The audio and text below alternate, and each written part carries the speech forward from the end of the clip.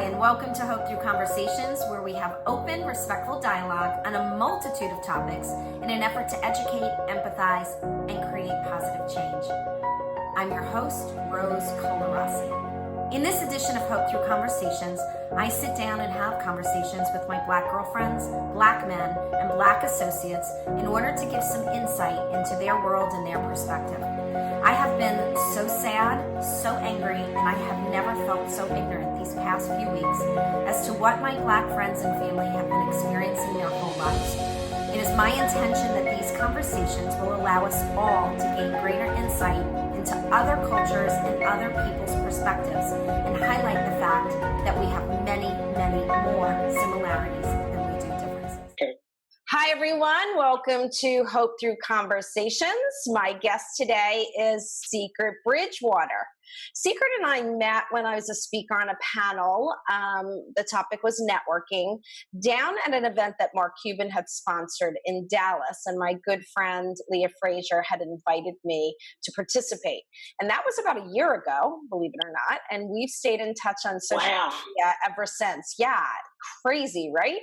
Social media is wonderful for that. So this series of Hope Through Conversations, we're talking about racism and inclusion in our country with everything that's going on. And so I'm sitting down and having conversations with various people. And I've started with my girlfriends who are Black, trying to get their perspective, get into their world for my predominantly white audience to understand, what is it like growing up in the United States as a Black woman? So let's start off with what area of the country are you from, and where did you grow up? I'm from Arkansas. So I grew up in Little Rock, Arkansas, and I've been a Southern girl ever since. There we are. Right now I'm in Texas, of course, but Texas is a lot more progressive than Arkansas. Yeah, in what way? Why would you say that? Race relations. Race relations. Yes, absolutely. I don't know if you know, but Arkansas, Harrison, Arkansas is the headquarters for the KKK. And so that's a lot of fun living near those guys. Oh my goodness. Weird stuff going on. Yeah. I don't know if that has anything to do with the culture of Arkansas. Well, I would guess it would. Yeah. And also, I imagine that the progression of Texas is because it's a lot bigger, there's more population, so that means there are more educated people. I'm sorry. Anybody affiliated with the KKK, you're not very intelligent. They may be strategic, but not intelligent. But I noticed that the level of intelligence here in this area is a higher level of intelligence. And so I feel like that can be attributed to the improvement in race relations. Sure. Smarter here. So let me ask you about where you grew up. Was it culturally rich, or was it predominantly one culture or another? Was it mixed, or was it predominantly a Black area? What was it like where you grew up? Where I grew up in the suburbs, and the neighborhood we lived in was predominantly Black, but it was a nice neighborhood, and I never thought about it. It was never a thing. I never questioned it. There was one white girl who lived on our block. Her name was Mandy, and we played with Mandy, and her parents never made any difference between Black and white, or nothing ever happened with that in terms of, the place where I lived and where I grew up. Now, I did also grow up in the country, so I spent my summers in Benton, Arkansas. Totally different environment. That in Benton, Black people lived across the tracks, and that area was not as nice as my home. But I mean, it was kind of like my home away from home, but it was predominantly Black as well. But when we went into town to get groceries or to go shopping or to, doctor's appointments, we were in the predominantly white neighborhood then. And then that's when things got a little weird. It felt uncomfortable. You were stared at. It was different. So how is it different? So how were you treated? I wouldn't necessarily say treated differently per se. Well, I will say there was an incident at school. I went to that school all of maybe like 2 or 3 months because after this incident, I was quickly pulled from that school. But Caldwell Elementary, and I had a teacher who was very racist. I don't even know how else to say it. It was racist. She was racist. Okay. Yeah, she was. And I was riding my swing or playing with the swings, and I remember a little girl pushing me out the swings. Well, this little girl was white, but of course, me being who I am, I don't care if you're white or black. If we have beef, we have beef. Right. Right. Right. So she pushed me out the swings. I'm like, oh no. So she got on my swing, pushed me out, and then got on my swing and started swinging. So I strategically waited until she got a little higher, and I pushed her out the swing. Now, how old were you about? I was probably about 6 or 7. Okay. Now, I've always been a bigger chap. I'm a big woman. I've always been slightly larger than everyone. But 6 or 7, we already had a mean girl in school. Right, exactly. She was the mean girl. And I don't think she was necessarily racist. I just think, well, yes, she was. And she wanted that swing, though. Yes, she did. And there were several other swings, but she decided to come to my swing. And so, anyway, I do think she singled me out because I was the only black kid on the swings. But I think she's a mean girl, so I'm pretty sure she picked on the disabled kid too. And she picked on, the little boy who hangs out with little girls. She just found things to pick on everybody for, Yeah. So I was not having that. I pushed her back. The teacher came back and grabbed me by the face and told me to never ever touch a white child like that. And my family was in an uproar. It was a big problem. So this was a white teacher. Let me just understand this. So it was a white teacher, grabbed you by the face and said, don't ever touch a white child again. Yes. And I remember her because her hands and her breath smelled like cigarettes. So I still remember. I know, it was just so nasty. I don't know where her hands were. But it was eye-opening at that point, and that was my first encounter with racism. But you were 6 years old, Secret. No. 6 years old. Don't touch a white child. Yeah. Aww. Yeah. Yes. But luckily, my parents were there to talk me through it, and good. There's really no difference between you and that other little girl, and also some of my friends there, white friends, black friends. It's just friends. They were like, she's always with everybody. Exactly. And they were, we all know she's the mean girl, and they were honestly glad that I pushed her. They were like, yes, somebody pushed her, Good. Because I'm so nice. I think that's another part to it. I'm so nice.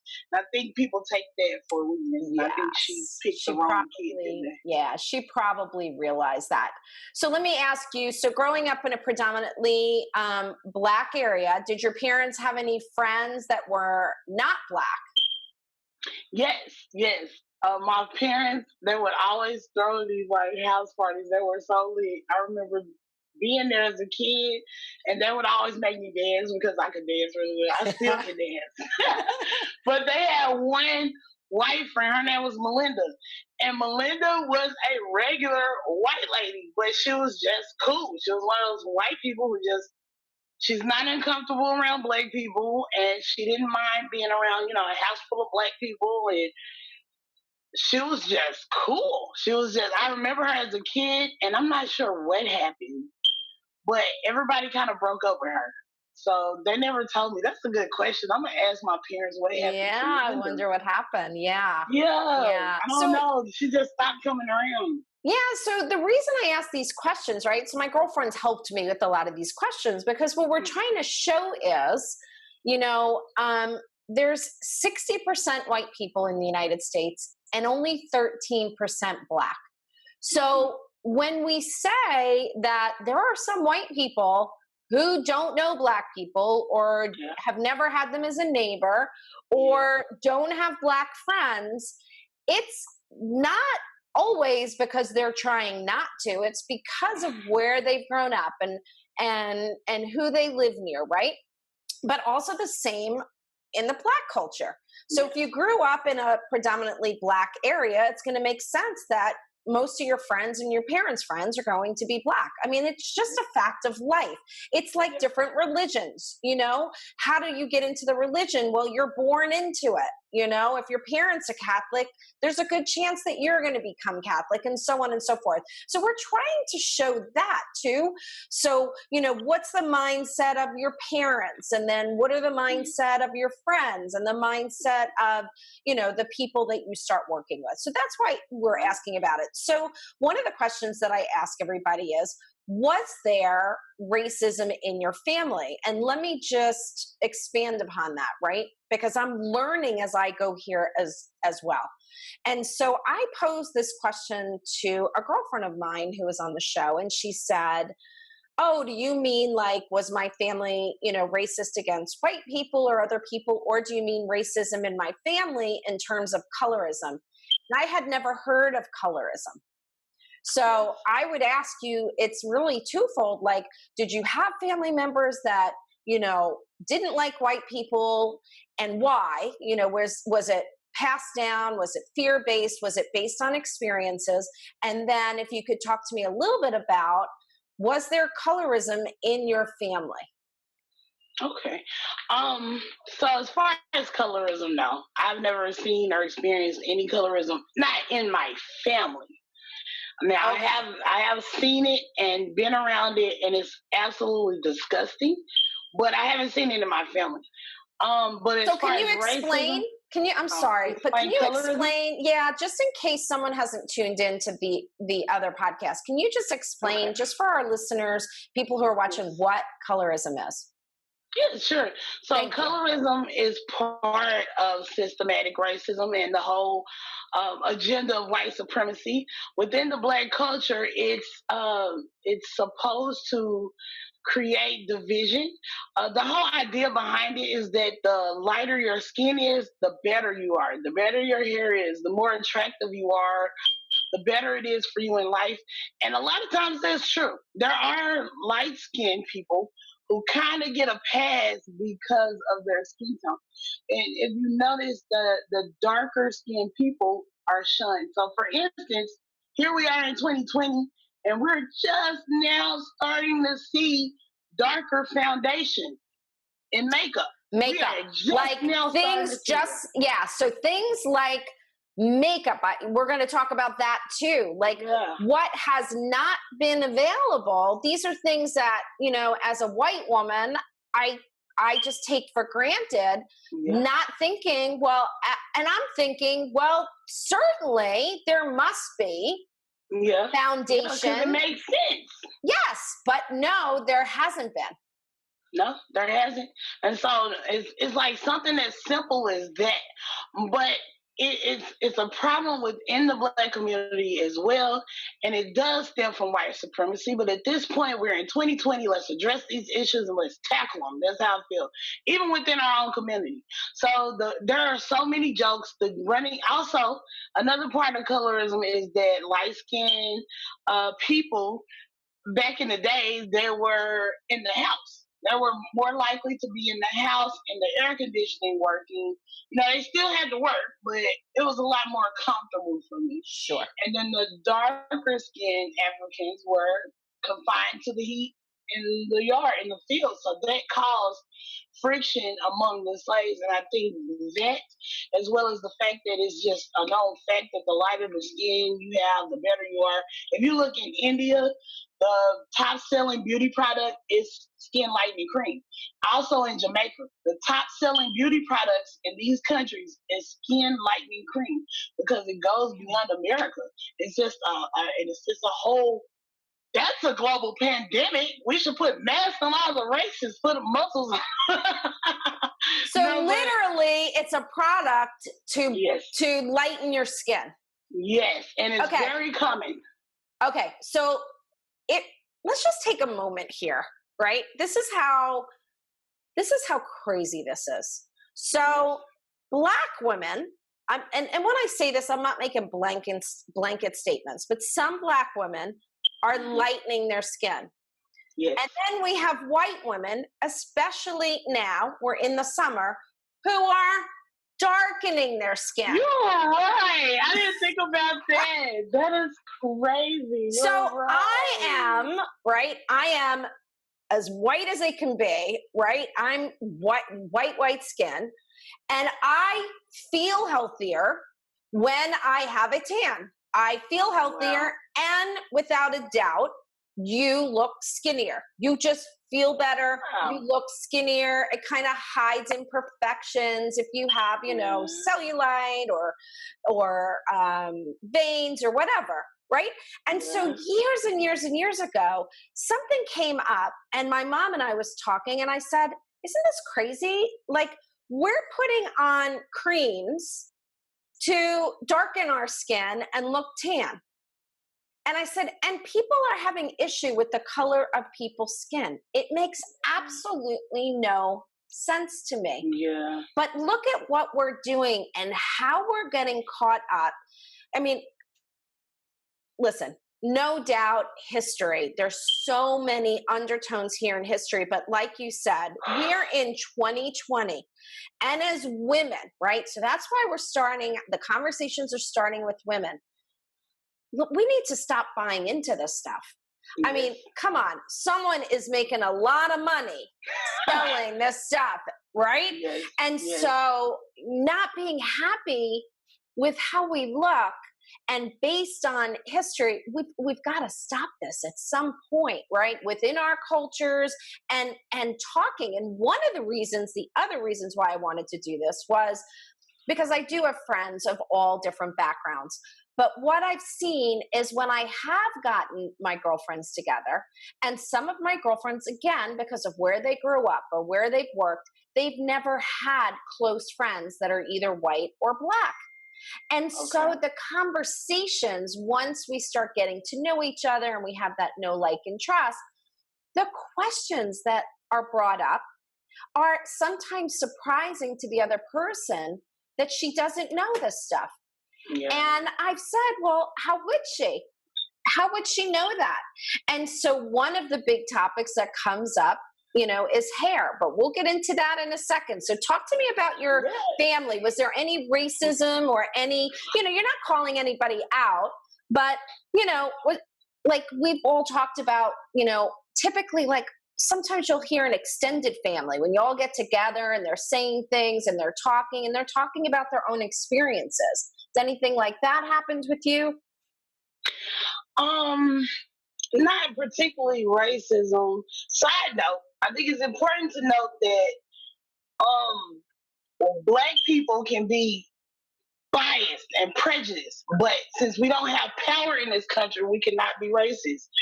There are not enough Black business owners to tell a white person they can't have a job at this business, but that happens quite often for Black people. And not just jobs, but also the housing market.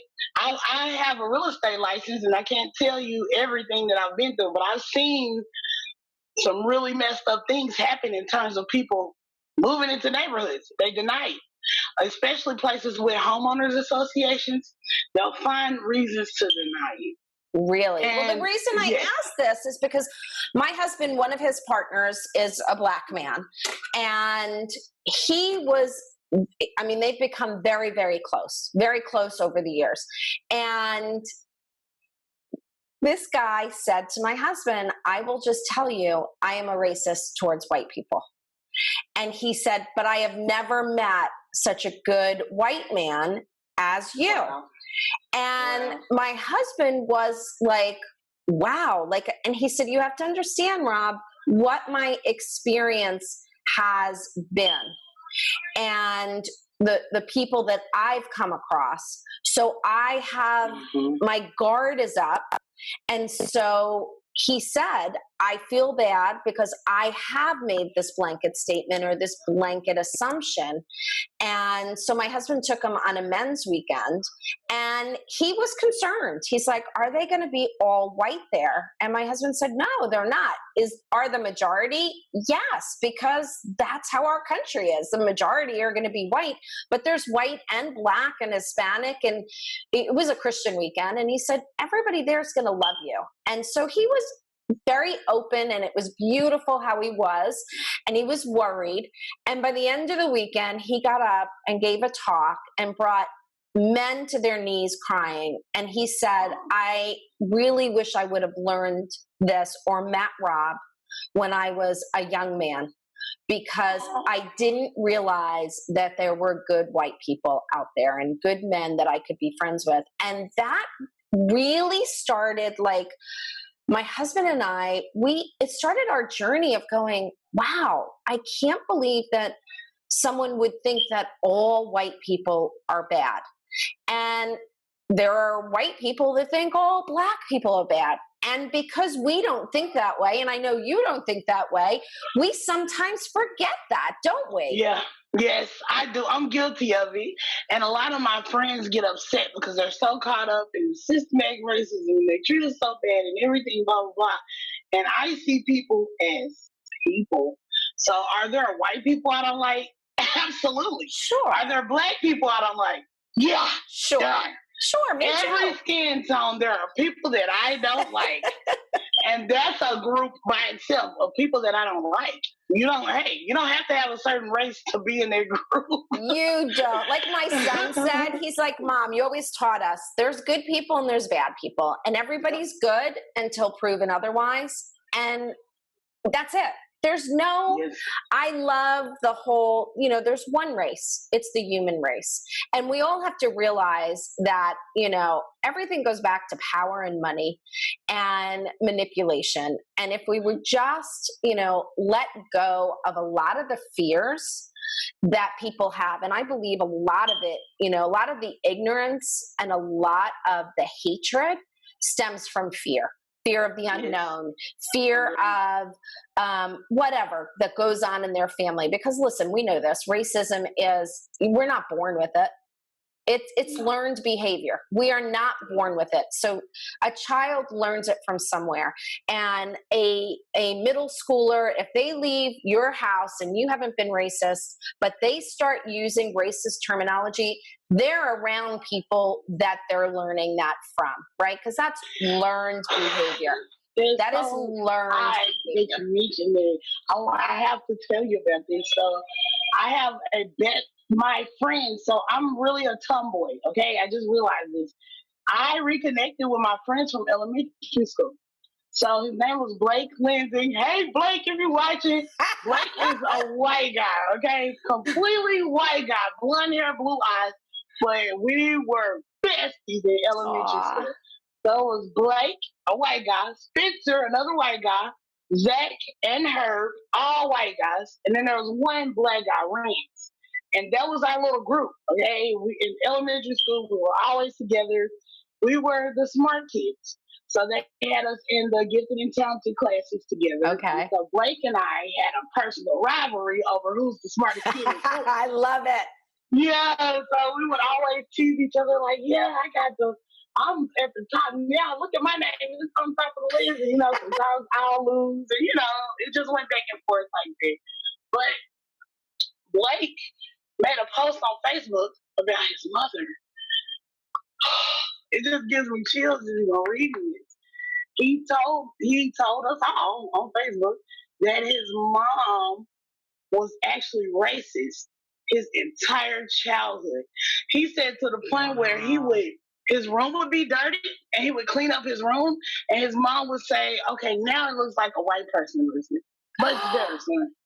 Yes. And he was one of your best friends and you never knew this. I never knew. And I can only imagine as a child hearing this at home and then coming to school and being my best friend because I never knew anything. And I always wonder why he wouldn't come to my house, why my parents couldn't meet his parents. He always turned me down. And I always felt like, Blake, you're my friend. But he couldn't. He couldn't explain it to me because I don't even know if I would have understood at that point. I was only that's so 9, 10, sad. 11 years. I know.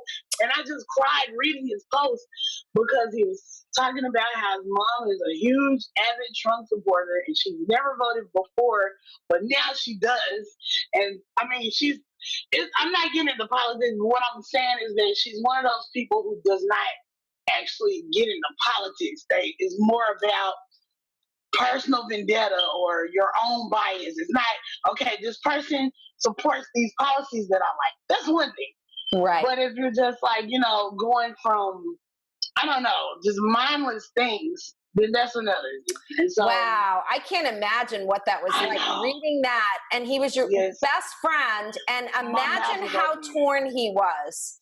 Yes. As a Oh, child in elementary school, and your mom is telling you things like this, and you go to school and your best friend is a black girl. I'm sure. And you're asking him to come over and he can't, but he doesn't know what to say. And oh my gosh. I know. And I just wanted to hug him in that moment. And also, that's why I feel like no matter how you were raised, there's no excuse. Even as a child, he knew that was wrong. And so he didn't play into it. He didn't allow what his mom was teaching him to be his way of life as well. And what so, a shame. because Blake is there.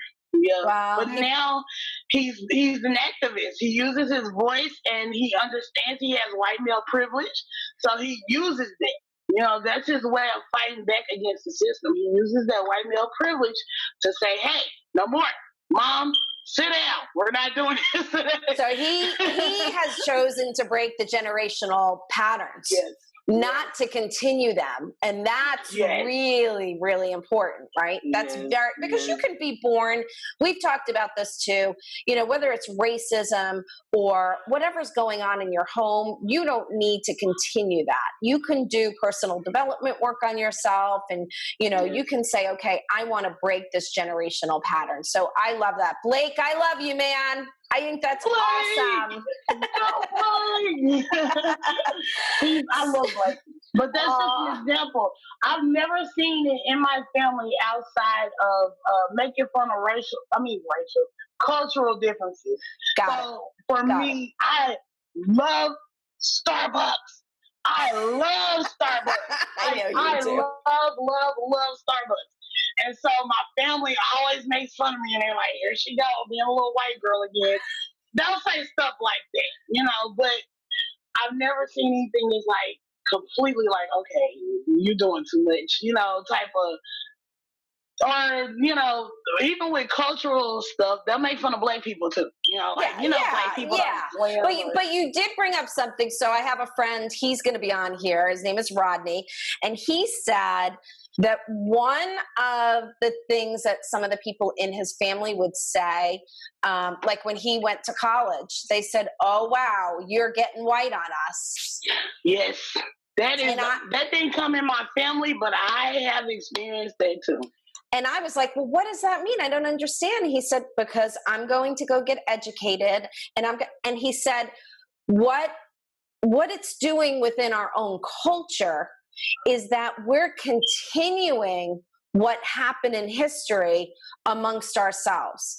And in his experience, and some of my girlfriends have said, Rose, where some of the people in my culture are thinking that everybody is racist around them, it's because of what they're continuing on amongst themselves, and they're holding on to things, and they're doing that, which leads me to my next question, right? So this is something that one of our white viewers, have asked people, sending questions, right? Because people, how are they going to ask somebody if they don't have friends or they don't know someone?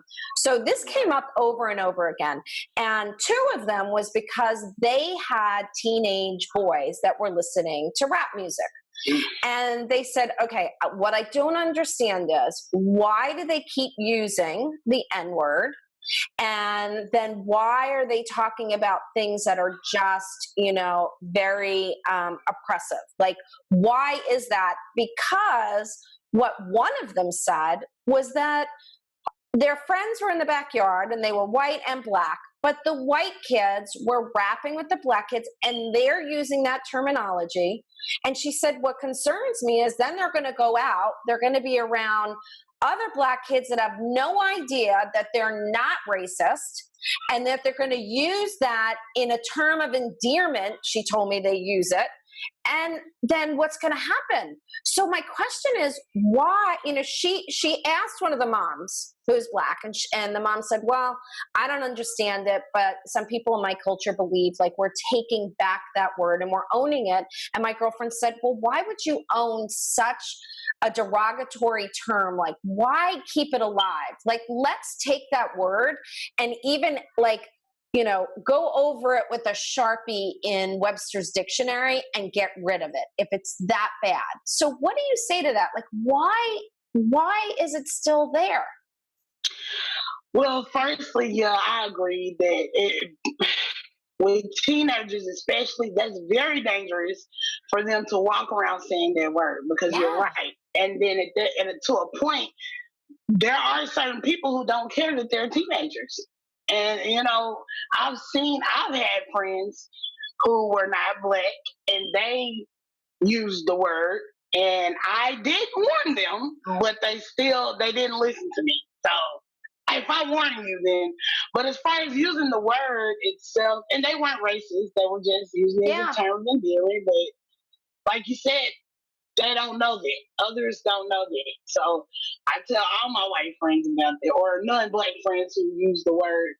But as far as the word itself, this is how I understand it, because I have other words in other cultures and communities that I'm a part of. Sure. So I'm a plus size woman. And so all of my friends who are also plus size women, we call each other fat. Now, the outside world may look at fat as, oh my God, that's terrible. You shouldn't call each other fat. But for us, we can say that because I'm fat and she's fat, and we can call each other fat because we're both fat. And for us, that's not a derogatory term because we're both the same. It's like we're both that. So for someone who isn't large, fat, yes. How do you want them to refer? Like, what would you plus size? Now, if I know you, even if you aren't large, if I know you and we're here, if I'm eating and you're like, oh my God, you're having a fat moment or something like that, I'm just gonna laugh it off. It's not a big deal because we're here. But I've had people make comments about my size and I get offended. You don't say stuff like that to me if you don't know me like that.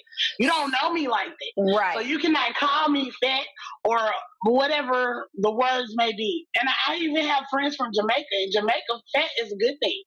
The women want to be fat. Yeah. Yeah. But it's not now like that.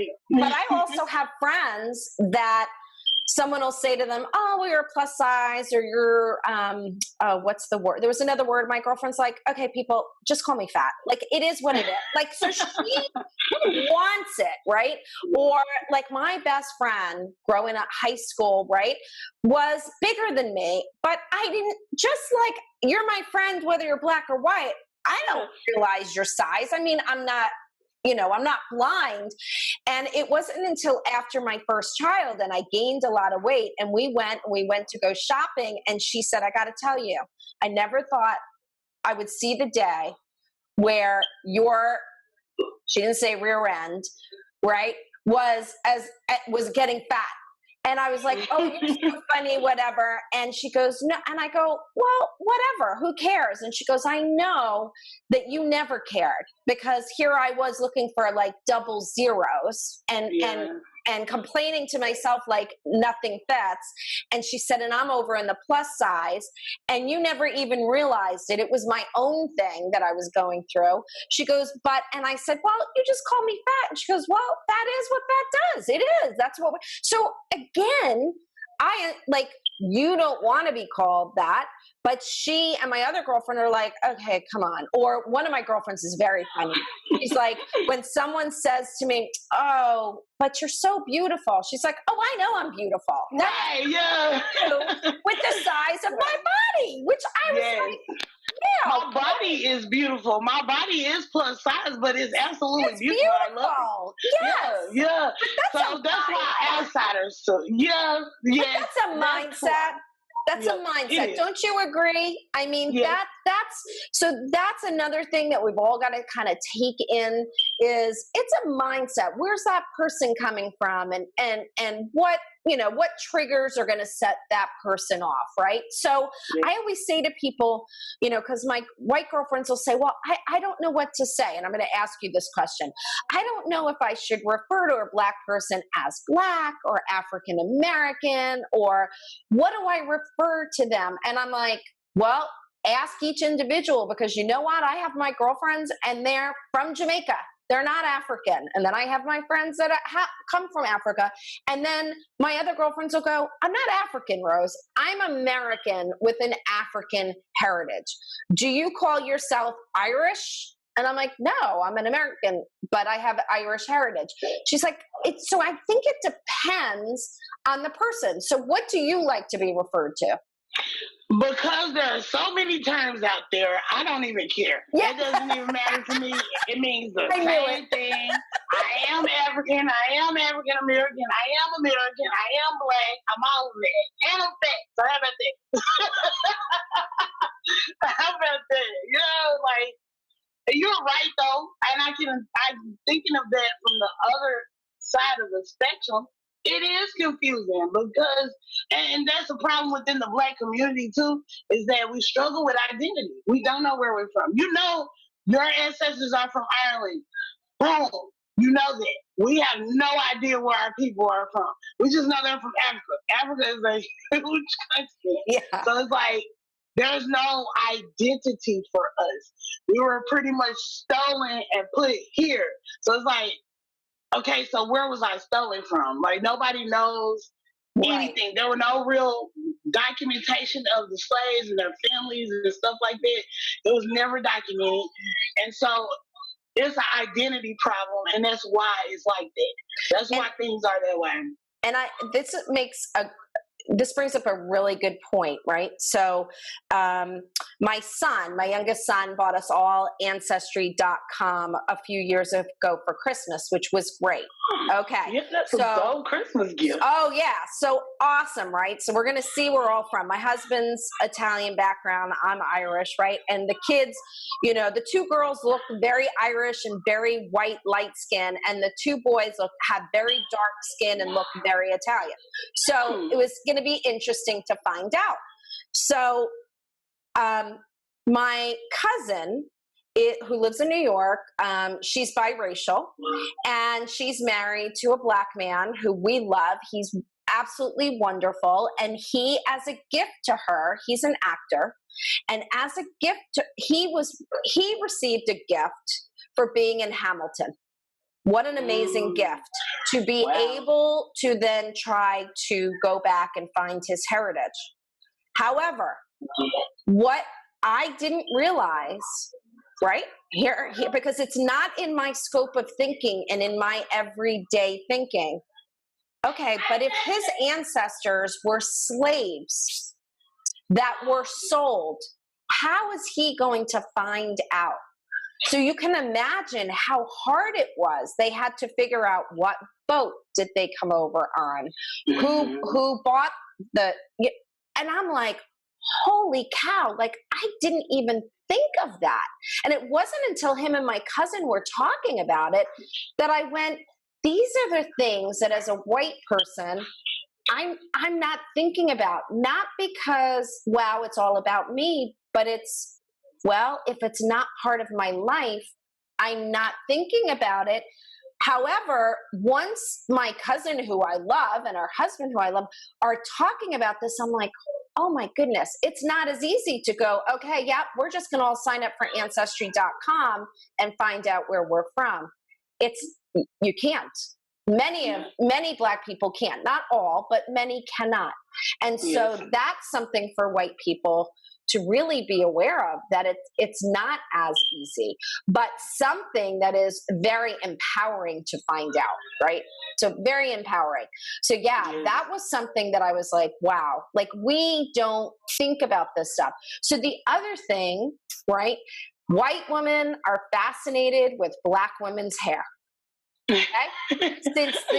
since the beginning of time, right? So I remember being a young girl. I grew up in New York City until I was about 11.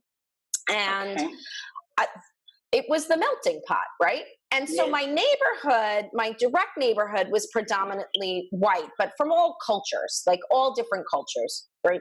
And it was just who landed there, you know, they were all immigrants who landed in that area. And so when I went to school, there were kids of all backgrounds. And I can remember one little girl and one little boy that I was friends with, and I loved touching their hair, and they loved touching my hair.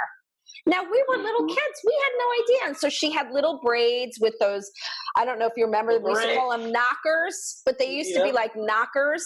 And and we all used them, but she had that. And I just thought, oh, and when we would do double Dutch, I don't know if you know what that is, double Dutch jump rope. A lot of people don't know what that is. So it's using 2 ropes. Wow. And I didn't know people didn't know. Oh, a lot of white people don't know what double Dutch is.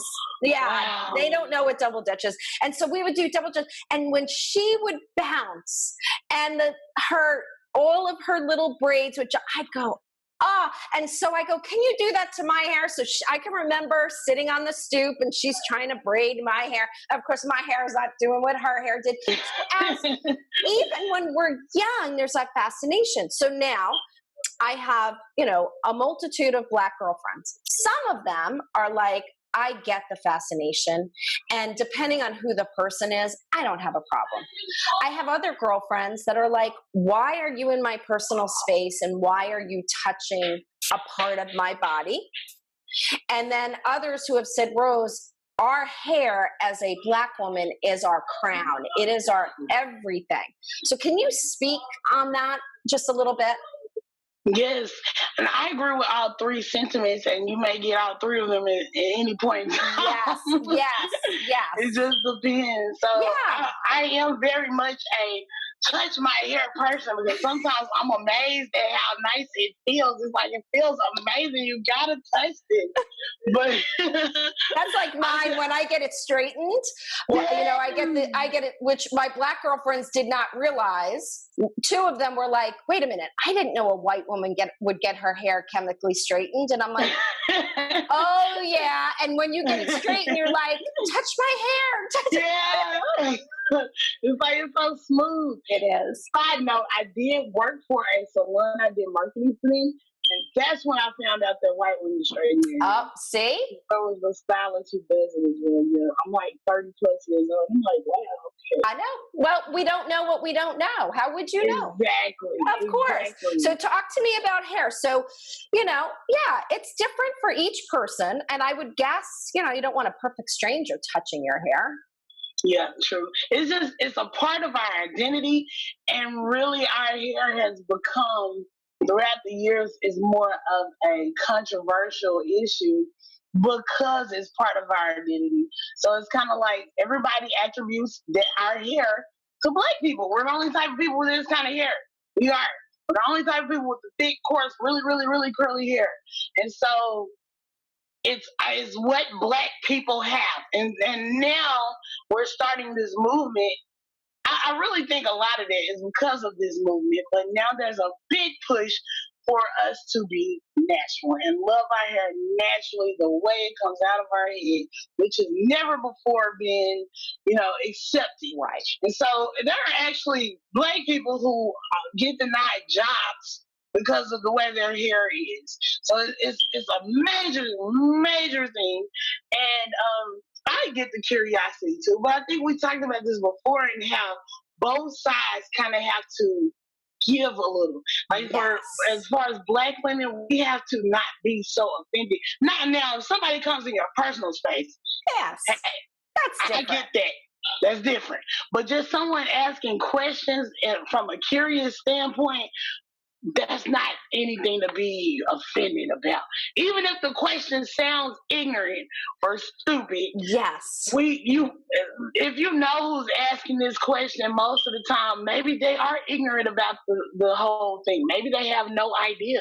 And you have to take that into consideration when you're talking to people. we're all humans here.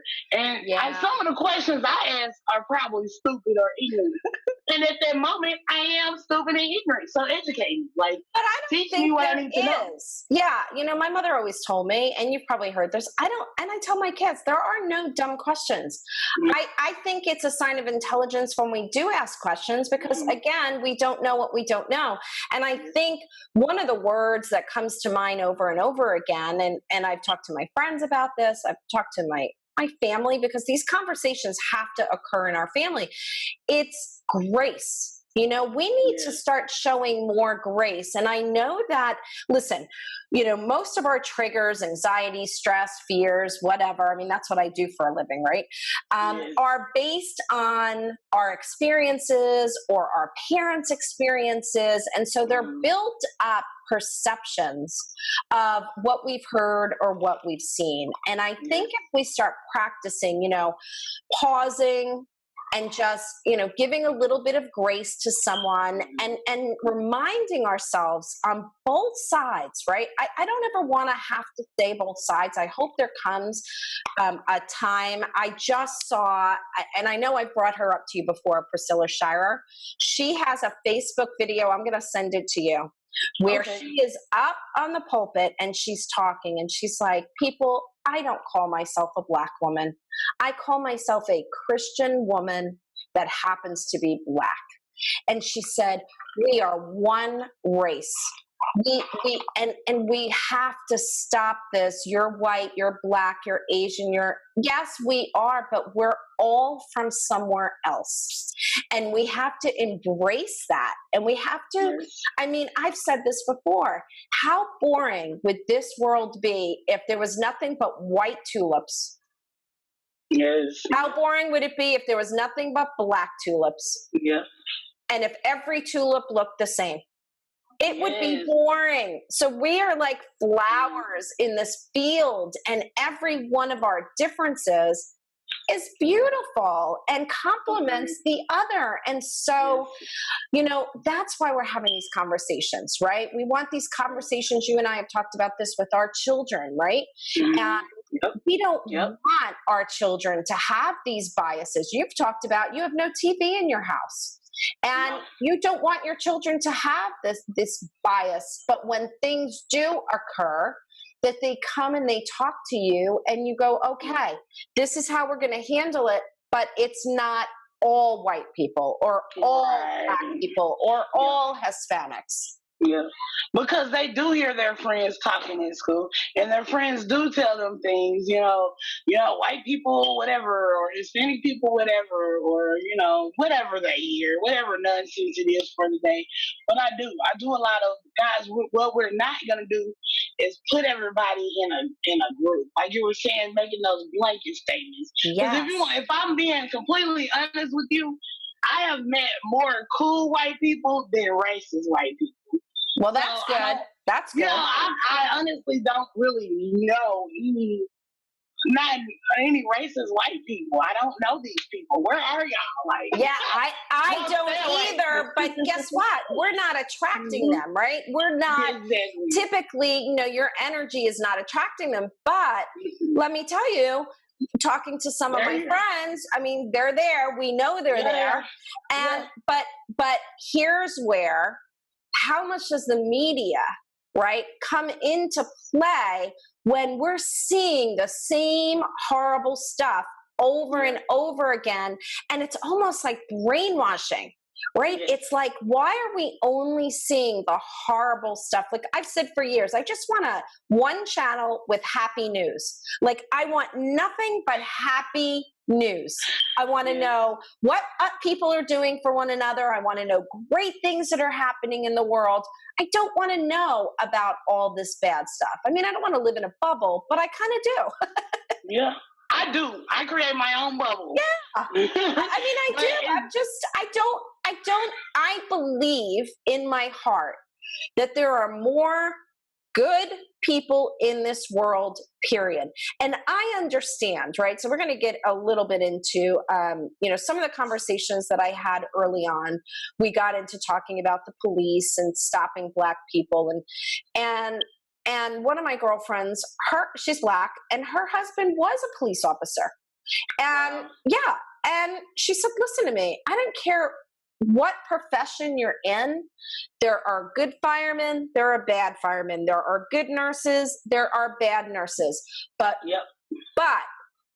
with that said, when you're in a profession, when lives are getting lost over this, there's no doubt that the system is broken and training and something needs to be done, because there's no room for this, for people to be losing their lives. And there's no room for someone to be stopped 4 or 5 times in the same day in their neighborhood because they're a Black man, just because. So there's no room for that. But I will tell you that people that I know are police officers who are great people. They're like, Rose, let me tell you something. They give us a bad name. Who wants to go out and put their lives in danger for, I think they start at $38,000 a year.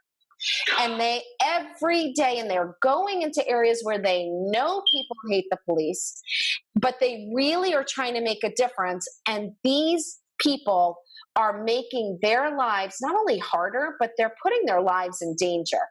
And so you and I talked about this before on the Black community, not trusting cops across the board.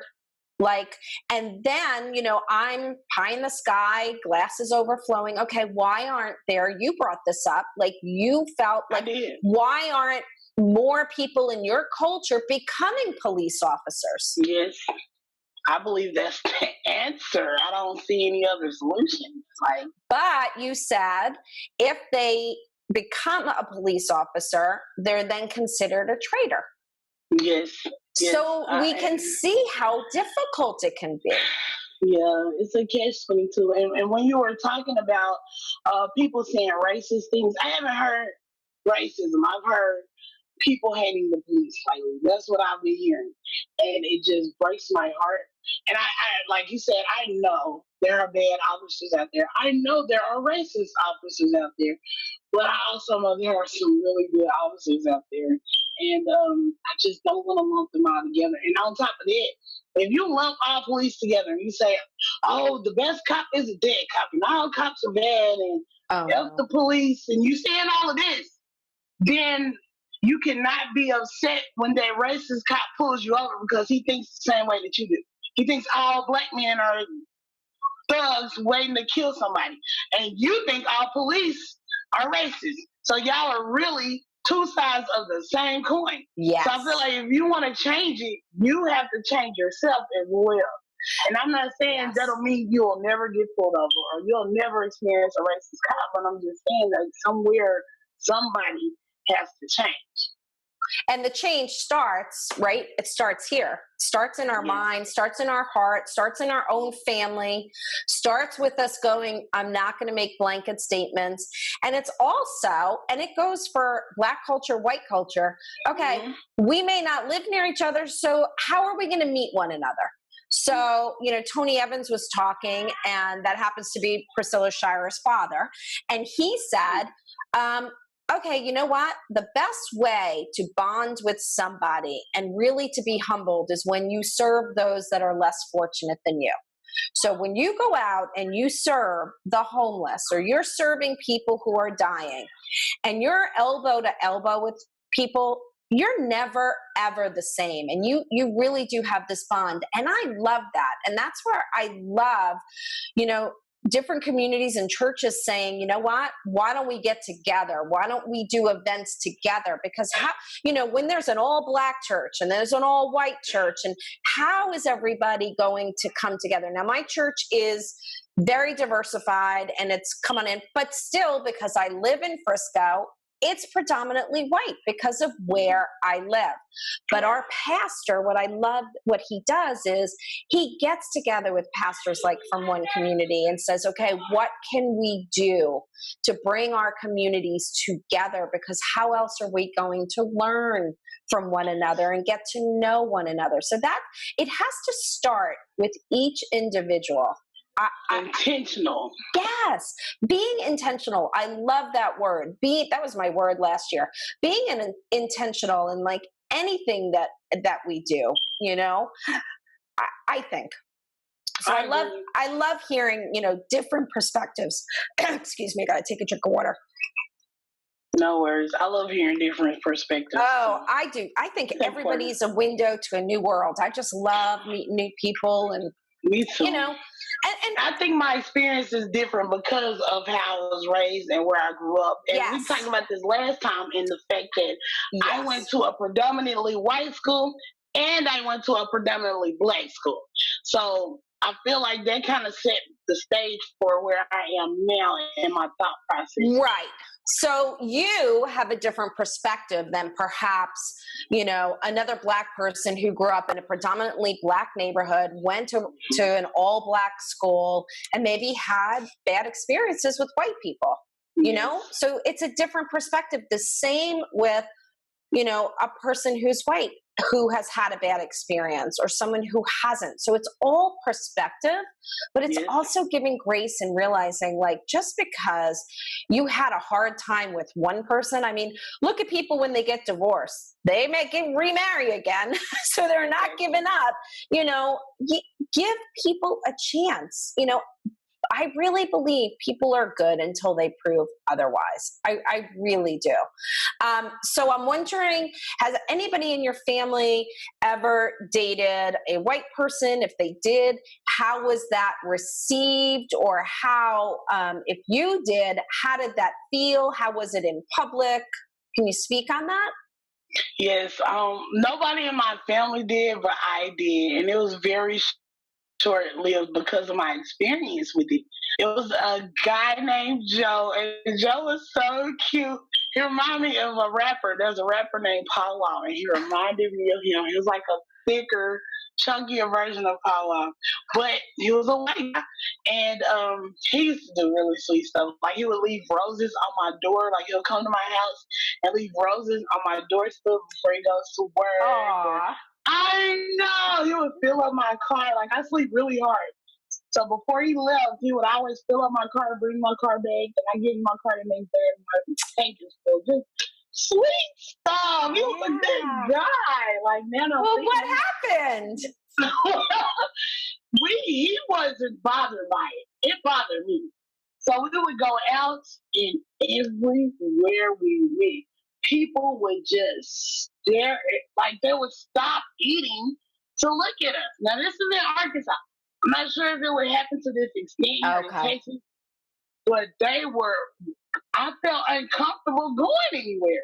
And I'm like, if this is how it's going to be, he's like, I'm used to, because he's attracted to Black women. He's like, I'm used to this. I like Black women. This is just what happens. Don't worry about it. And I'm like, how do you deal with this? Like, I don't. So it was very uncomfortable. Yeah. It was just, I felt uncomfortable everywhere we went. Even at a red light, people would just stop and look. And I'm like, guys, it's just a Black man person and a woman. And it's not a big deal. And even my family did make fun of me. Not in a malicious way, but they make fun of all my boyfriends. Like, one of them was shorter, and one of them didn't have hair, so everybody got made fun of. So they made fun of Joe because he was the white boy, and they're like, "You still with the white boy?" Stuff like that. But that was the part I couldn't handle, was discomfort in public, and also his mom. He told me his mom was extremely racist. So I could never go to his house or meet his mom. Well, I went to his house, but he couldn't take me home. And so that was another problem too. So sure. But he was such a nice guy. I probably should have just kind of stuck that out to see what happened. But that's hard. I mean, how old were you? How old? I was like 20, 21. Yeah, I mean, that's hard. It's hard enough to date, but then to have to deal with that, I mean, that's really, really hard. I know. And I think sometimes if he were Black, what would our relationship have been like? And it's sad that I think that based on his skin, not because he was a bad guy or anything else, not because his fingernails are dirty, But if he was a black guy, like that's the type of stuff you think about with men. Like, well, how does he maintain his fingernails? That's important. It shouldn't be his skin color. Right. I know, but when that reaction is happening and you're out there, I mean, that's really putting you on display. And you have to be a certain type of person to be able to handle that. And plus, when you're in your early 20s, I mean, it's a hard time. That's a hard time for sure. So that can't be easy. I had one woman that was on here. She's just lovely. We met at a women's event a couple of years ago, and we've stayed in touch on social media. And she's biracial, and so her father's black.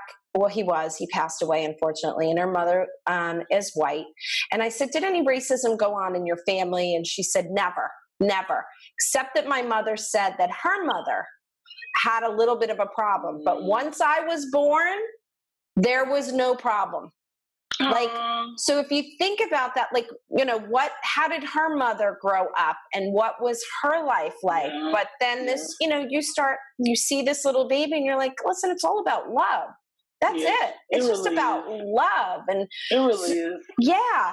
So talk to me about, I was at an event, speaking at an event, and I was talking to a group of women, and we were talking about trying to get together. And when I was leaving, one of my black friends says, she ain't going to call you. You're too white. She's not going to call you. And I said, what does that mean? And she goes, you have to understand that there's a lot of black women that don't trust white women. Yes. Okay, so speak about that. Like, is it just inherent? Like, what is that? What's that about? It's like you said. I think it's like the population thing. Like, we see more white people, and to be honest, you really never know who's actually racist. There are racist people who will befriend you, and when they get home, they're making jokes with the N-word. So you really don't really know who's actually racist out here. That hasn't necessarily happened to me, but I have experienced things of that sort. Racism and like prejudice is so normal in America that a lot of people don't even know they're racist. I feel like there are people who don't even know that they're racist because it's so ingrained in American culture. Yeah, I can see that.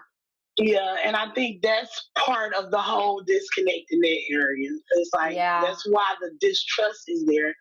And I have no solution for that. If you're raised a certain way, and not saying, right from wrong, there are extreme racist things, and then there are subtle racist things. So I feel like if you don't know that your subtle racism is actually racism, then you just don't know.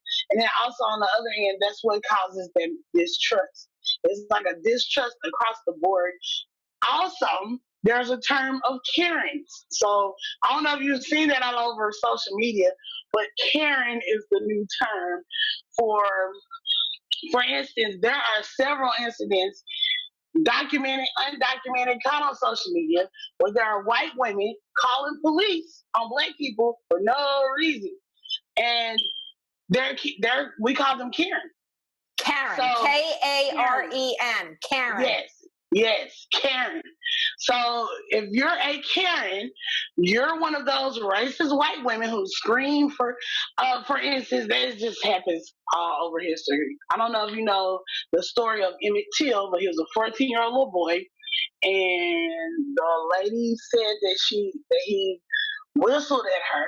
They beat that little boy into a pulp and burned his body. Where was this? When was this? I will find the story and send it to you.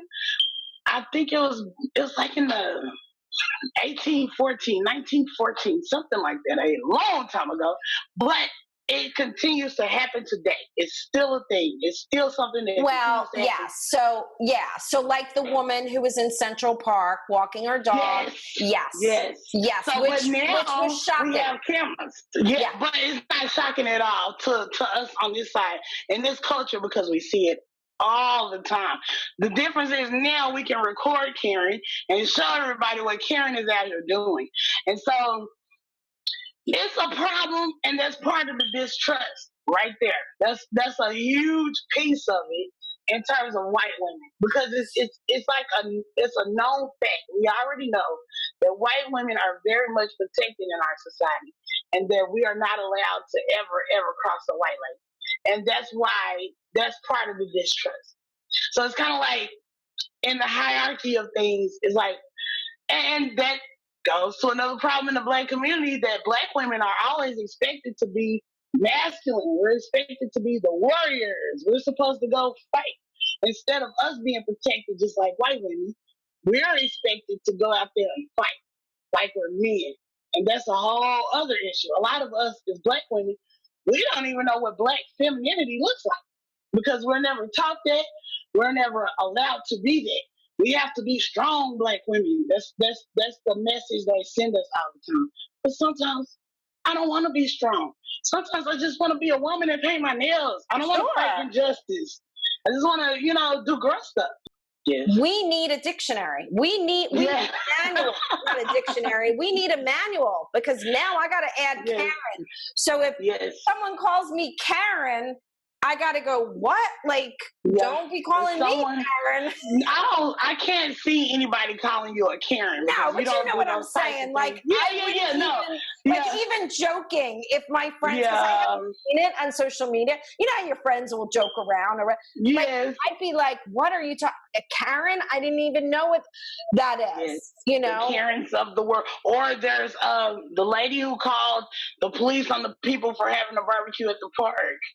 She's one. There's another lady who called police on a little girl because she was selling water bottles at the apartment complex. That's another Karen. And this happens all the time. But like you said, if you're living in a predominantly white neighborhood and you don't know anything about this, you won't know anything about it. You don't. And how would you know? I really wish we would all stop both cultures, right?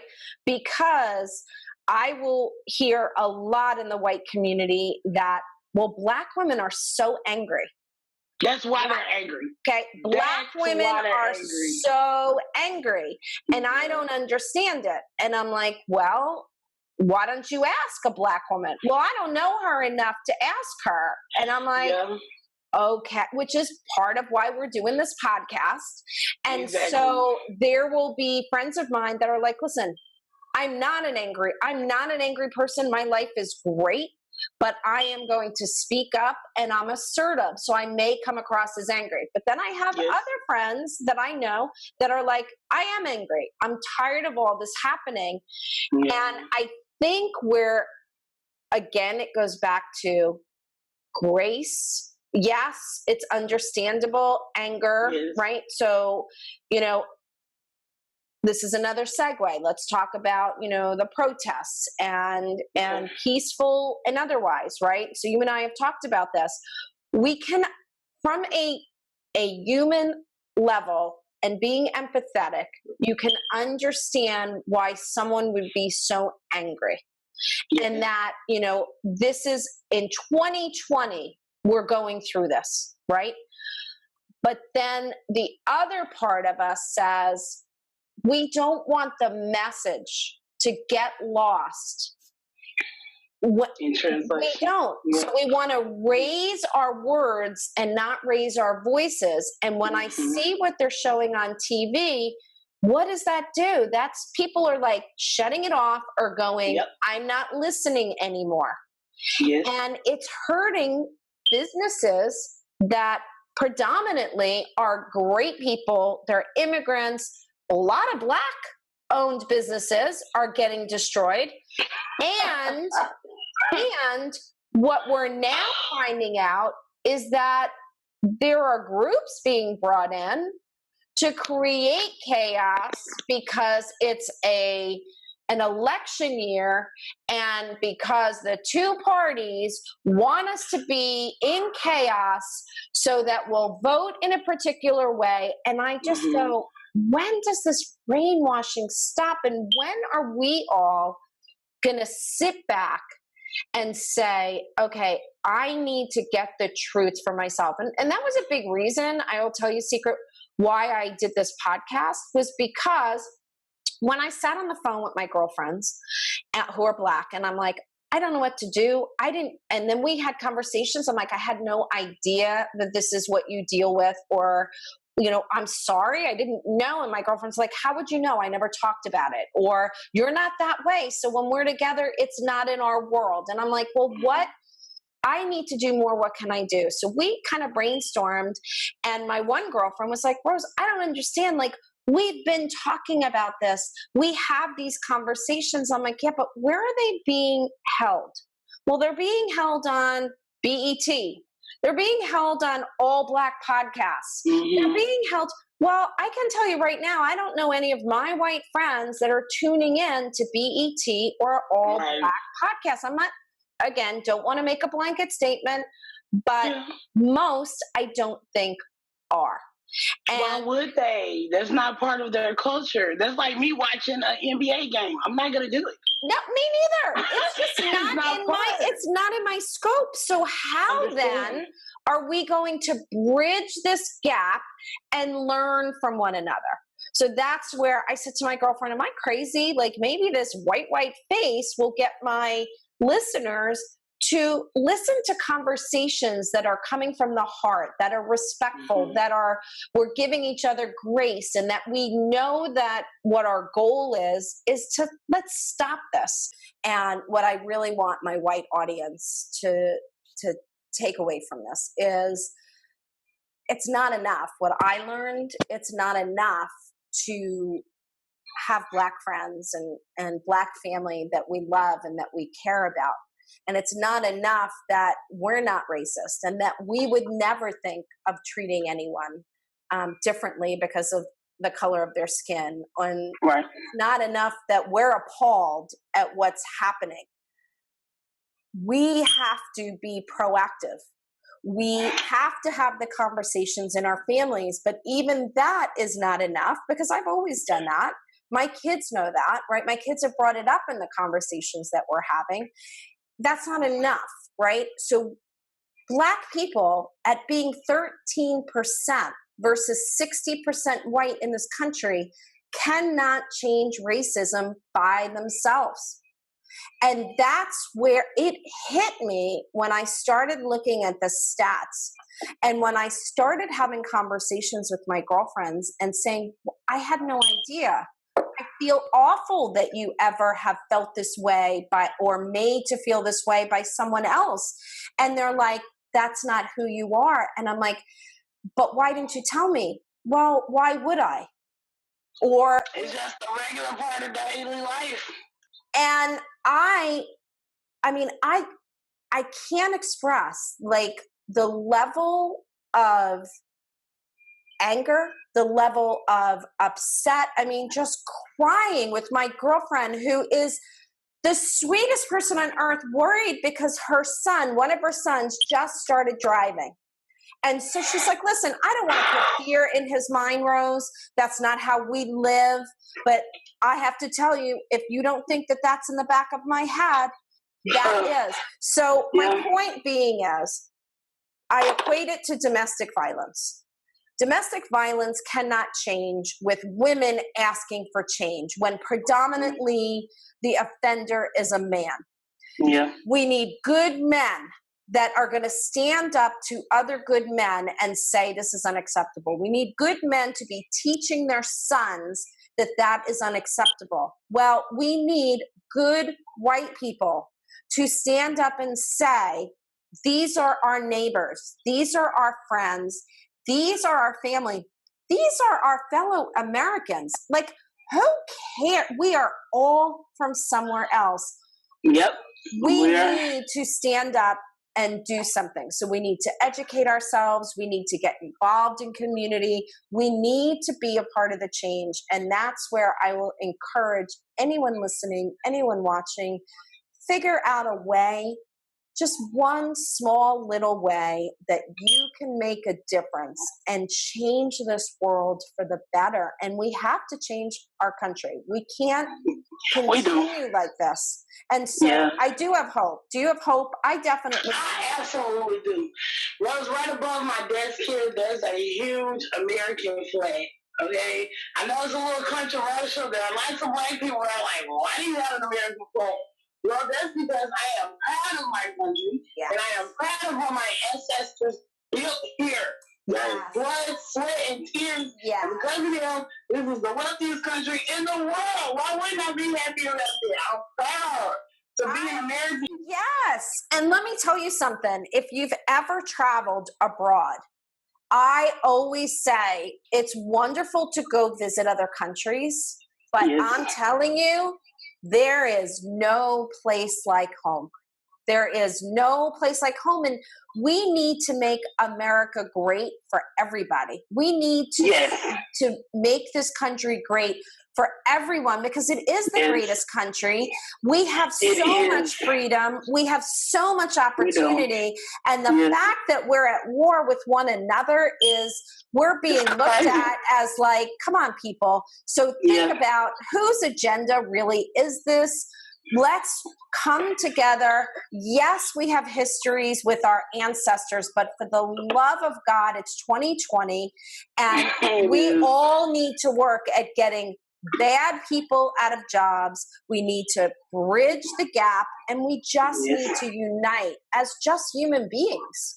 And heal. There's a lot of healing that has to take place. I see America as a very extremely dysfunctional family. We're extremely dysfunctional, but this is where I am. This is where God put me. There's a reason. And I love America. And I don't know what to say to people who don't want me here. I'm here, guys. Okay? I'm here. I want to be here. I love it. I do. I love it. Can it be better? Me too. It's like any family. You know, we sometimes don't like our family, but we love them. That's our country. And we have to be a part of the solution and not a part of the problem. So yes, and I am hopeful, and thank you, Rose, for even doing this, because you have a predominantly white audience, and you're really trying to get the real messages out here. And this is unfiltered. This is not, okay, this is how I want you to do this. No, this is, hey, I want your real opinion. Yeah. That's exactly what this is, and that's so important. And I think I do work with different all-black media as well. I think it would be important for you to come speak with them as well. I would love to. They have to open up those doors. It's important. I think it's so important. I have a girlfriend. She runs a nonprofit, and she does a camp. And the camp, I think it's called Diamonds in the Rough, which I love. But it's predominantly Black girls. And I said, and I have supported it because. And I'm like, you know what? This year, can I come and speak to them and talk to them and let them ask me questions as a white woman, and very open. I don't take anything personally. She's like, oh, we are going to find time on the calendar, because that's awesome. But I think it's important. And I think the same thing is, we need Black speakers to come and speak to a predominantly all white camp and go, listen, just because we don't live near each other and we're not, there aren't more Black people here, let's answer these questions, because there's nothing like the innocence of children and them wanting to know. And my gosh, I see these girls and I'm like, oh my God, I don't want them to think every white woman is a Karen. Yeah. True. Every white woman is definitely not a Karen. Because I have several white friends. I have friends everywhere in life. I'm sure you do.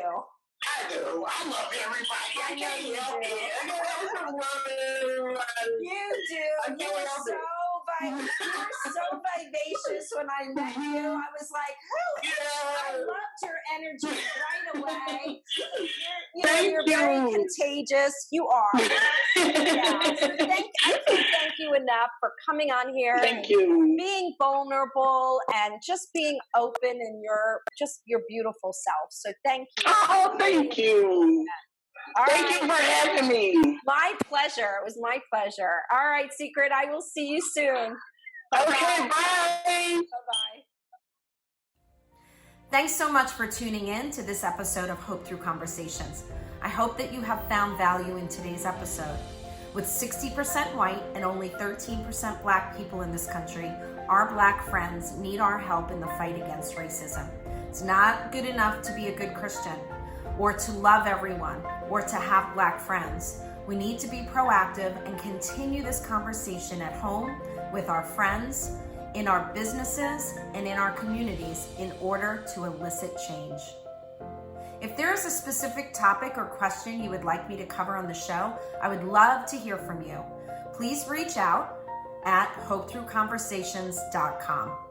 Tune in to our next episode of Hope Through Conversations by visiting our website at hopethroughconversations.com or rosecolarossi.com.